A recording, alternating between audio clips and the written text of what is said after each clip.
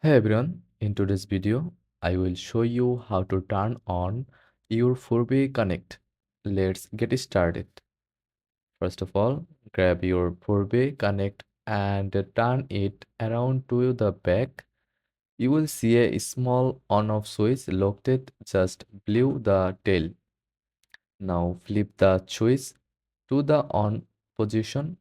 You will hear a sound to indicate that the Furby has powered up and is ready to go. Give it a moment and your Furby will give it a moment and your Furby will start to move and make some fun noises as it wakes up. And that's it, you are ready to play. Now you are all set to enjoy your Furby Connect. If you found this video helpful, be sure to like and subscribe for more tips. Thanks for watching.